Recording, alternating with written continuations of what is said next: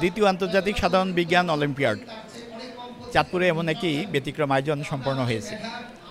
সরকারি কলেজ প্রাঙ্গণে এই আয়োজনে প্রথম শ্রেণী থেকে বিশ্ববিদ্যালয় শিক্ষার্থী পর্যন্ত ৫ শতাধিক শিক্ষার্থী অংশ নিয়েছে, যাদের প্রত্যেকের মেধা যাচাইয়ের প্রতিযোগিতা হয়েছে। শিক্ষার্থীরা এই ধরনের আয়োজনে অংশগ্রহণ করতে পেরে দারুণ খুশি। সেকেন্ড ইন্টারন্যাশনাল জেনারেল সায়েন্স অলিম্পিয়াডে একটা প্রতিযোগিতা আছে, সেটাই দিতে এসেছে।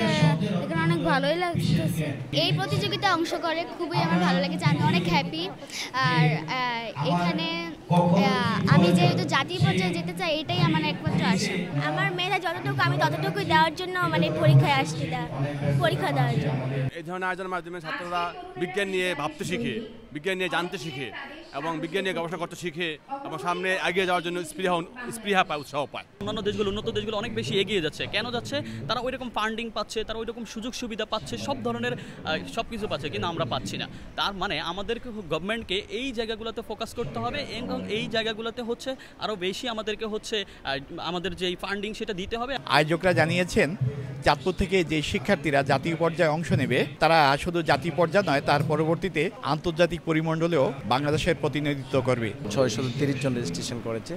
আমরা চাই এদেশের ছাত্রছাত্রীদেরকে বিজ্ঞান মনস্ক করা এবং আগামী দিনে এই দেশকে যাতে আমরা কয়েকজন বিজ্ঞানী তৈরি করতে পারি। শিক্ষার্থীদেরকে বিজ্ঞান মনস্ক করতে হবে, আমাদের বিজ্ঞান চর্চা উদ্বুদ্ধ করতে হবে। আমরা যদি বিজ্ঞান এবং প্রযুক্তিতে উন্নতি না করতে পারি, আমরা যদি চর্চা না করি, তাহলে এই দেশটাকে আসলে আমরা উন্নতির শিখরে নিতে পারবো না।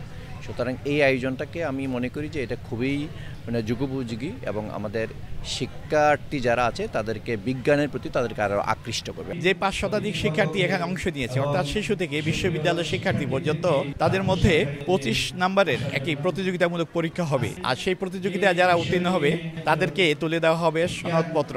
একই সঙ্গে জেলা পর্যায়ে যে ৫০ জন উত্তীর্ণ হবে, তারা জাতীয় পর্যায়ে অংশগ্রহণ করার সুযোগ পাবে। ফারুক আহমদ, সময় সংবাদ, চাঁদপুর।